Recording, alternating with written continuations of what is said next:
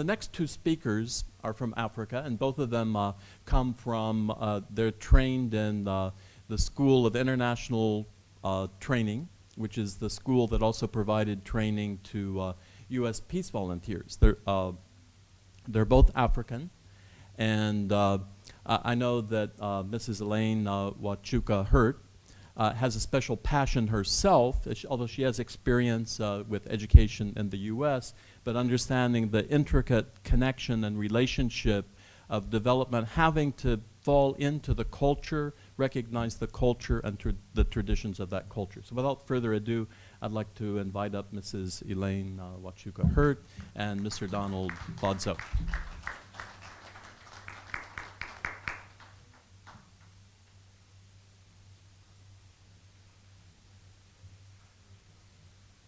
Thank you, Dr. Phillips. Good afternoon. I know we're close to afternoon, so hopefully you guys still have a bit of energy left after the wonderful presentation on the Philippines. I'm going to share about Kenya, where I'm from, and maybe Donald will come up and share a little bit about Zimbabwe. But Kenya also has the Alllights Project. We're younger than the Philippines. We're the baby project going on. We're hoping to follow closely in their footsteps. And we have 2 Alllights villages. And like the Philippines, we also hope to develop a model that can be replicated throughout the rest of the country. What this looks like so far is that we're engaging the government of Kenya that has, again, like the Philippines, a rural electrification program. You've heard the same issues that happen in the Philippines, you can imagine also happen in Africa and specifically in Kenya. So a lot of people don't have access to electricity, and because they don't have access to electricity, their standard of life isn't as high as it could be. So what the government has decided to do is that they will begin a project of putting in light in different rural areas around the country. And specifically, they wanted to give laptops to every class 1 student in Kenya.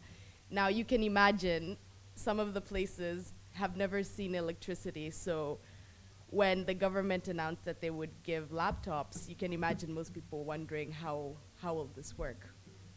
So we came in with GPF and we asked the government if it's possible if we do a really good project with the Alllights Village, putting in the solar lanterns and developing the software so that there could be solar panels in each school, would we be able to do both electrification within the school as well as develop some kind of social economic project to also help the school meet other needs like food, uniforms, medical care for the students, and also training, education-wise, community development, a lot of other benefits that could come out of a project that not just focuses on electricity, but also focuses on community development. So when we were talking with the government about how we would go about doing this project, we told them that we would try to map out each specific county, of which there are 47 in Kenya. And as Ms. Joy mentioned, you can imagine some of these places are very rural, they're very far.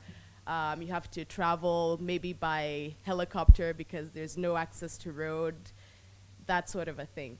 And so I'm going to share a bit about how we would do this using community mapping. So I don't know if many of you are familiar, but basically community mapping is when you come into a community and you try to assess what values do they have, what resources do they have, and how you can document these resources for either the government or maybe an NGO or even for yourself. And more often than not, you hope that this information can go towards developing a policy that can help the rest of the nation. So when you prepare for the community mapping, of course you know that you have to go in and build a report. For myself, being Kenyan but educated abroad, as Ms. Joy maybe mentioned, you really have to make yourself, they really have to know you have their best interest at heart. They might hear an accent and think, oh, this is another NGO worker coming in here. Maybe they want to take some information from us and use it for their own good, but not really share it with us or return it back to us. So you really have to develop a good rapport with these communities. You have to familiarize yourself with the surroundings. So in our case, with the government would have to introduce us, the national government would have to introduce us to the local government, and the local government would take us throughout the county and introduce us to the sub-chiefs, the area MPs, maybe the heads of schools, so that they know what we're about. We can explain, this is what GPF's mission is, this is what the Alllights Village would look like, this is what we could help your community do, that sort of a thing. You develop community support structures, so you also try to identify who within the community can be your liaison. Who can you go back to, ask questions, follow up with, maybe do the monitoring and evaluation for you. As Ms. Joy mentioned, those can also be the coordinators for the specific village. And they can also help you with managing the community relations. So you would have an area representative within the community back to yourself at the Alllights Village. And you would also be able to develop a local feedback mechanism.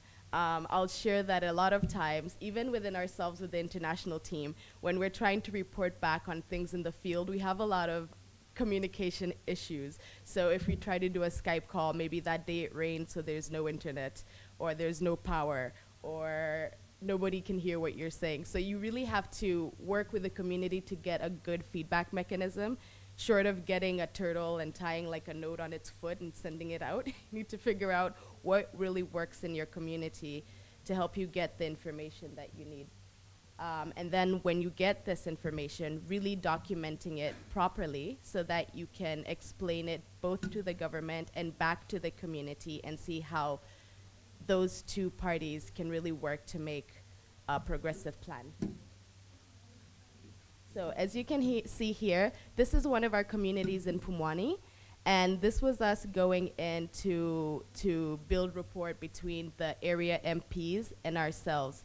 So we had to go in and we had to, one, explain what GPF is. We had to explain what One Family Under God is. We had to explain how, even though we're doing an electrification project with solar lights, how this can really help the community in the future. What exactly is it bringing back?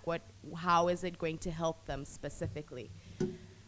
And we, of course, being in Africa, I don't know if it's the same in your countries, but you have to observe a lot of protocols. So you have to start first with like the area MP, then the chief, then maybe the mayor, the governor, and you might be there for an entire day. So in development, you also have to learn to be very, very patient, because it's not like in America where you'll have maybe a 30-minute meeting. You might be there the entire day or even 2 days. So those are some of the technical things that go into the mapping. You need to be able to get somebody that you can trust that has good standing in your community to be your liaison. When we first started the Alllights project, it was a bit difficult, I'll have to say, to really identify somebody who was trustworthy and that was also viewed well within the community. Sometimes you might get into a situation where you leave somebody in charge, but they have not been vetted to the best of your ability, and so this person might not have the best character to represent what your organization is doing. In our first encounter, we identified a person who we hoped would be able to kind of be our liaison for the Alllights project, but this person also had a secondary agenda. And so, you know, you really have to be close with the community to find out, okay, this person has a secondary agenda, I have to go back, I have to find somebody to replace them with. And it was one of our lessons learned, I guess you'll say. So also, the good thing about mapping is that you have to take the good with the bad. So you'll find out a lot of good information, but you'll also find out a lot of not bad information, but you'll be able to identify a lot of mistakes or make earlier mistakes so that when you replicate the program, it gets better and better over time. Other things are to remember to explain to the community about the process and the purpose of what you intend to do, and more importantly, to make sure that they understand you're not coming to fix everything right away. It's not a band-aid. It's not a a fix-all solution.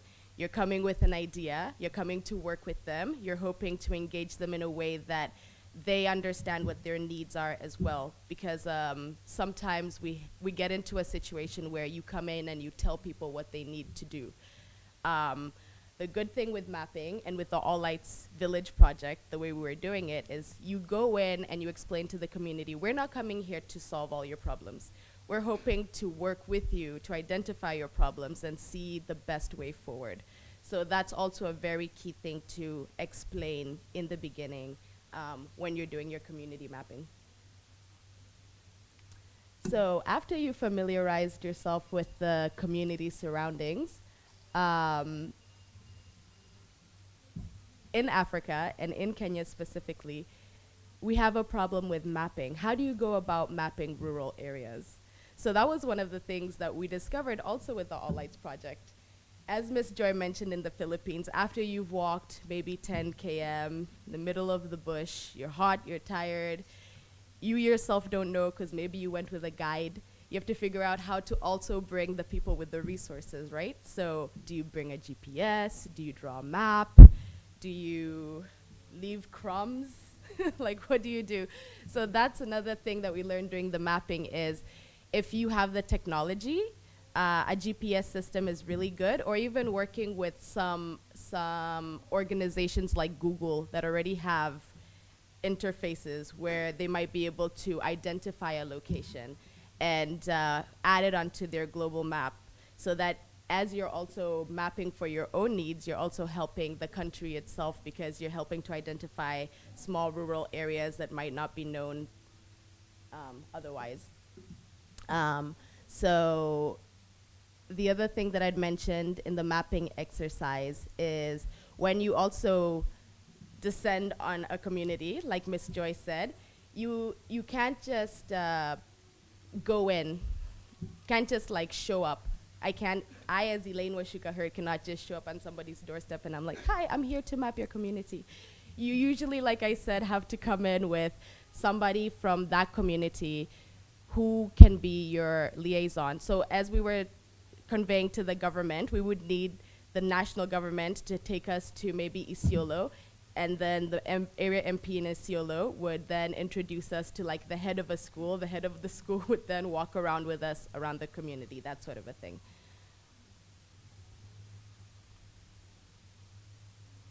Then finally, the last part that I will talk about in terms of Alllights and the community mapping is that when you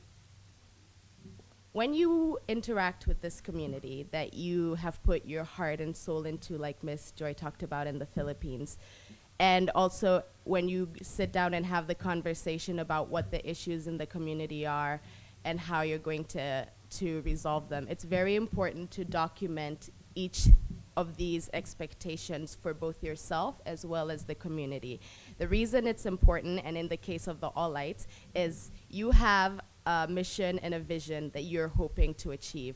And the community also has a vision that they would like to see for themselves.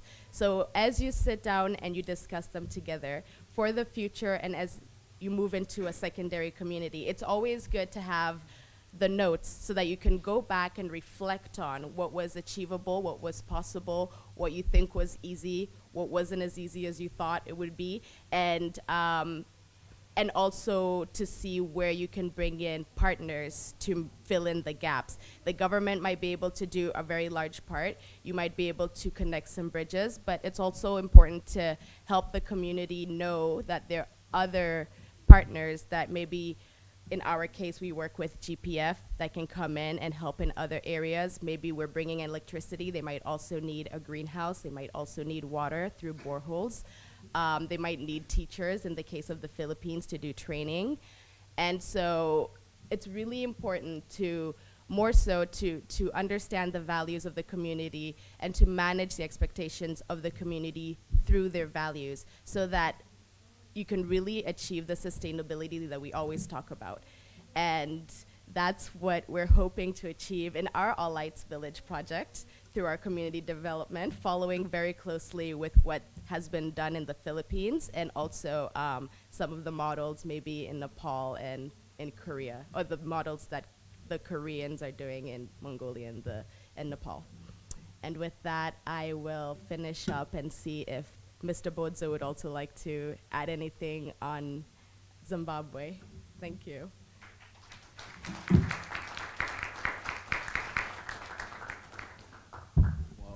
Thank you, Elaine. I'll just be brief. We don't have an Alllights Village Project in Zimbabwe, but I'll just share something that relates to what the Alllights Village program is doing in other parts of the country, which is community development. In Zimbabwe, while I was a student about 4 years ago, I started a program that really works with young students, university students, to empower local people in communities about social entrepreneurship.